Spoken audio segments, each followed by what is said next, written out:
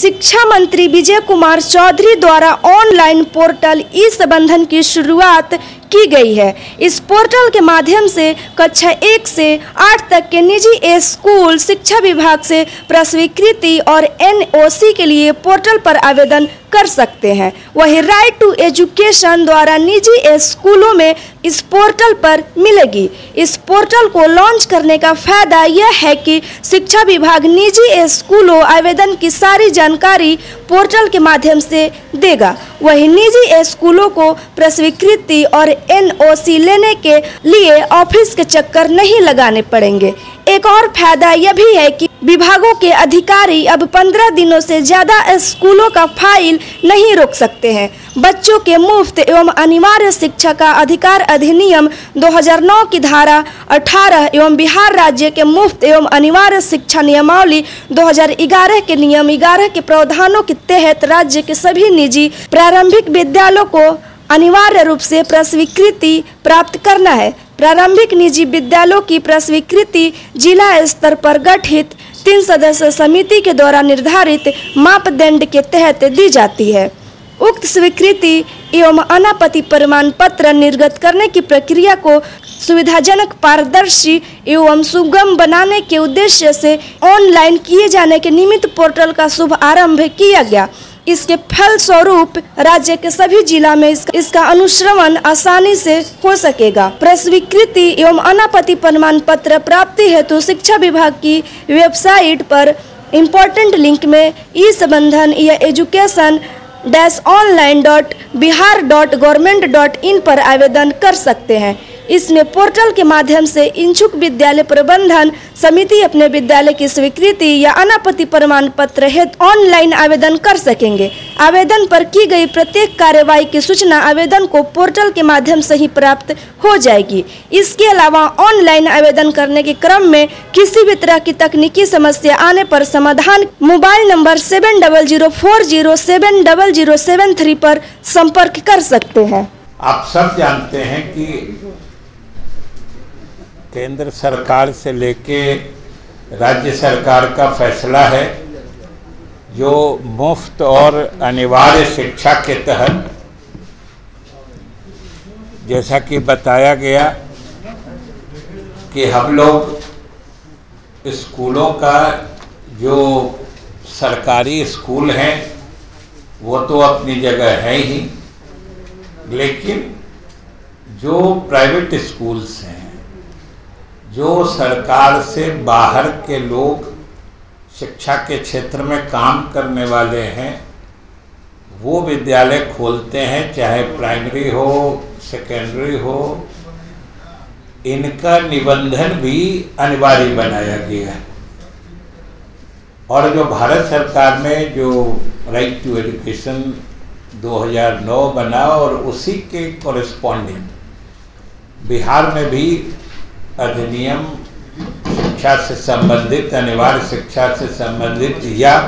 शिक्षा के अधिकार से संबंधित जो अधिनियम बना वो 2011 में बना। उसके बाद से एक तरह से जितने भी निजी विद्यालय भी चल रहे हैं उनका संबंधन अनिवार्य कर दिया गया। और आप सब समझते हैं कि यह आवश्यक भी था। इसलिए आवश्यक था कि कितने विद्यालय चल रहे हैं, उसमें कितने छात्र पढ़ रहे हैं, ये सरकार को जानकारी होनी चाहिए। तभी तो शिक्षा में क्या प्रसार हो रहा है, शिक्षा किस तरीके से आम लोगों तक या गांव के दूर दराज इलाके तक भी पहुंच रही है, उसका एक फील, एक एहसास सरकार को होना चाहिए। और इसलिए खास तौर से जब जो शुरुआती क्लास होते हैं 1ली से 8वीं तक, जैसा कि आपको हमारे निदेशक प्राथमिक शिक्षा ने बताया कि जिसके लिए मुफ्त और अनिवार्य ये दोनों चीज़ें आवश्यक हो गई है कि हम शिक्षा हर हाल में हर बच्चे को देना चाहते हैं। तो इसलिए जो निजी क्षेत्र में भी जो लोग काम कर रहे हैं, विद्यालय चला रहे हैं, शिक्षा प्रेमी लोग, उनका जो काम हो रहा है उसको भी हम लोग पूरे तौर पर सरकार के संज्ञान में या सरकारी आंकड़ों में सन्निहित करना चाहते हैं, ये फैसला हुआ है। तो इसका तरीका पहले से चला आ रहा था कि लोग अप्लाई करते थे, आवेदन डालते थे, जो मिनिमम रिक्वायरमेंट है, जो चीज़ें उनके पास होनी चाहिए थी संबंधन के लिए, उसकी विभाग जांच करता था और उसके बाद उनको संबंधन दिया जाता था। इस प्रक्रिया में देर भी लगती थी। कभी कभी हमारे विद्यालय प्रबंधन को शिकायत भी हो जाती थी कि काफ़ी देर लग रहा है, कभी उनको लग रहा था कि हम परेशान हो जाते हैं। इसलिए ये प्रक्रिया प्रारंभ की गई है कि डिजिटल टेक्नोलॉजी का उपयोग करते हुए ये पोर्टल का प्रारंभ हम लोगों ने किया है। आप खुद समझ सकते हैं इससे पूरी प्रक्रिया कितनी आसान हो जाएगी कि वो सारी चीज़ें इस पोर्टल पर अपलोड कर देंगे, वो सब ऑन रिकॉर्ड रहेगी, जो उन्होंने कब आवेदन किया है, जो जो उसके पैरामीटर्स हैं, उसके हिसाब से वो उनके यहाँ क्या चीज़ें उपलब्ध हैं, इन सारी चीज़ों की जानकारी उनको देनी होगी और इससे पूरी व्यवस्था पारदर्शी हो जाएगी। तो आज जब हम इसकी शुरुआत कर रहे हैं, इसको लॉन्च कर रहे हैं, तो एक नई प्रणाली की शुरुआत हो रही है और ख़ास तौर से हम आप लोगों के माध्यम से, मीडिया के माध्यम से, जो इस क्षेत्र में काम करने वाले लोग हैं, हम उनसे भी अपील करना चाहते हैं कि वे न सिर्फ इस पोर्टल का उपयोग करें, बल्कि इस पोर्टल के साथ साथ सरकार के वेबसाइट पर, शिक्षा विभाग के वेबसाइट पर या इस पोर्टल पर भी जो चीज़ें रिक्वायर्ड हैं, जिन जिन चीज़ों की आवश्यकता है या जिन जिन चीज़ों का होना अनिवार्य है तभी आपको संबंधन मिलेगा, उन चीज़ों को भी देख लें। क्योंकि अगर पोर्टल पर सिर्फ अपलोड कर दिए और जो रिक्वायरमेंट है उसमें आपकी कमी है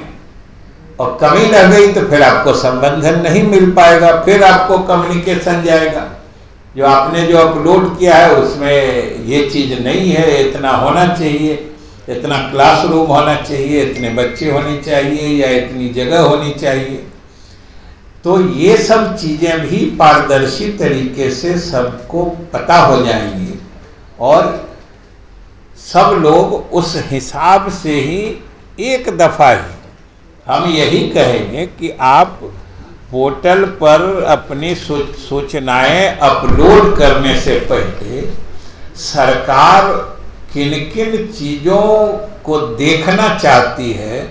किन किन चीज़ों की जानकारी चाहती है, उन चीज़ों की जानकारी आप स्पष्ट रूप से पहली दफ़ा जब आप पोर्टल पर अपलोड कर रहे हैं उसी समय दे दें, नहीं तो फिर पहले वाली परेशानी बची की बची रह जाएगी। और उसके बाद अगर जिन चीज़ों को हमने घोषित करके रखा है कि ये चीज़ें आवश्यक हैं, अगर वो चीज़ें आपके यहाँ उपलब्ध हैं, इसके प्रमाण पत्र के साथ या इसको प्रमाणित करते हुए अगर आपने इस पोर्टल पर अपलोड कर दिया है, फिर हमारे विभाग की जिम्मेवारी है, फिर हम लोग देखेंगे कि वो काम समय से उनके संबंधन का काम का निष्पादन हो जाए। क्योंकि अगर सभी चीज़ों की आवश्यकता जिनकी है और वो पूरी हैं, तब तो उसमें किसी कारण से विलंब नहीं होना चाहिए। अगर उसमें भी विलंब हुआ, चाहे अगर आप पोर्टल पर अपलोड कर रहे हैं और